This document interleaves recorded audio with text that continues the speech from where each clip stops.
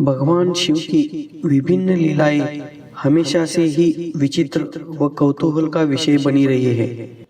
शास्त्रों में भगवान शिव के कई रूपों का उल्लेख मिलता है, जिनमें से भगवान शिव का एक रूप नटराज भी है। भगवान शिव के आनंदमयी तांडव के रूप को नटराज कहा जाता है।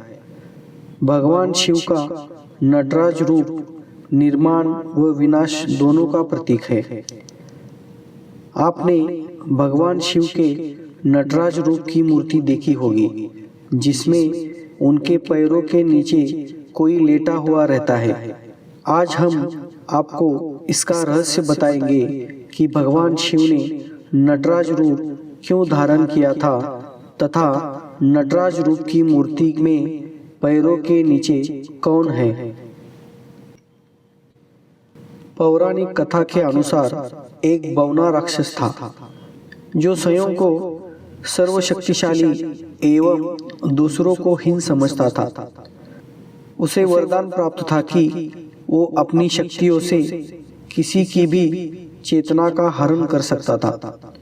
स्कंद पुराण में उसे अमर बताया गया है।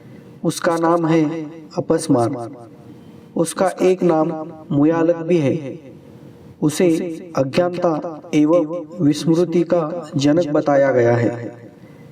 इसे रोग का प्रतिनिधि भी माना जाता है। आज भी मिर्गी के रोग को संस्कृत में अपस्मार ही कहते हैं। अपनी इसी शक्ति के बल पर अपस्मार सभी को दुख पहुंचाता रहता था। उसी के प्रभाव के कारण व्यक्ति मिर्गी के रोग से ग्रसित हो जाते थे और बहुत कष्ट भोगते थे। अपनी इसी शक्ति एवं अमरता के कारण उसे अभिमान हो गया कि उसे कोई परास्त नहीं कर सकता। एक बार कई ऋषि अपनी अपनी पत्नी के साथ हवन एवं साधना कर रहे थे और उन्हें अपने त्याग और सिद्धियों पर अभिमान हो गया था और उन्हें लगता था कि संसार केवल उन्हीं की सिद्धियों पर टिका है। तब भगवान शंकर और माता पार्वती ने उन्हें सबक सिखाने के लिए भिक्षुक का रूप धारण किया और वे दोनों वहां पधारे। तभी उन ऋषियों की पत्नियों ने उन भिक्षुक दाम्पत्यों को देखकर यज्ञ से उठकर प्रणाम किया। इससे उन ऋषियों को बड़ा क्रोध आया और उन्होंने अपनी सिद्धि से कई विषधर सर्पों को उत्पन्न किया और उन्हें भिक्षुक रूपी महादेव पर आक्रमण करने को कहा। किंतु भगवान शंकर ने सभी सर्पों का दलन कर दिया। तब उन ऋषियों ने अपनी सिद्धियों से अपस्मार का सृजन किया और अपस्मार को उन पर आक्रमण करने को कहा। अपस्मार ने दोनों पर आक्रमण किया, अपनी शक्ति से माता पार्वती को भ्रमित कर दिया और उनकी चेतना लुप्त कर दी, जिससे माता अचेत हो गई। ये देखकर भगवान शंकर अत्यंत क्रोधित हो गए और उन्होंने 14 बार अपने डमरू का नाद किया। उस भीषण नाद को अपस्मार सहन नहीं कर पाया और भूमि पर गिर पड़ा। तत्पश्चात उन्होंने एक अलौकिक नटराज का रूप धारण किया और अपस्मार को अपने पैरों के नीचे दबाकर नृत्य करने लगे।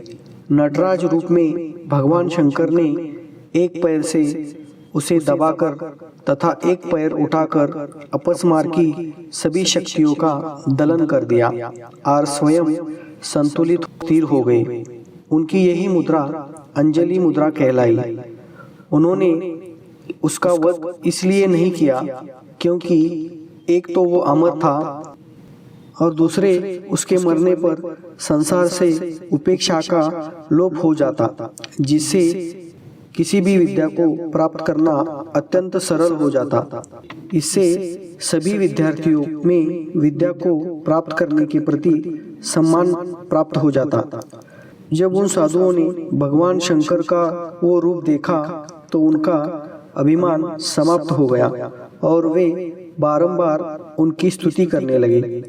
उन्होंने उसी प्रकार अपस्मार को निष्क्रिय रखने की प्रार्थना की ताकि भविष्य में संसार में कोई उसके शक्तियों के प्रभाव में न आए।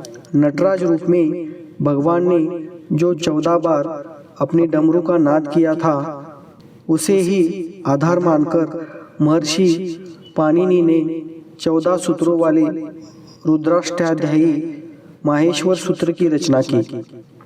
तो इस प्रकार अपस्मार को अपने पैरों के नीचे दबाए अभय मुद्रा में भगवान शंकर का नटराज स्वरूप ये शिक्षा देता है कि यदि हम चाहें तो अपने किसी भी दोष को स्वयं संतुलित कर उसका दलन कर सकते हैं। महादेव का नटराज स्वरूप पाप के दलन का प्रतीक तो है, किंतु उसके साथ साथ आत्मसंयम एवं इच्छा शक्ति का भी प्रतीक है।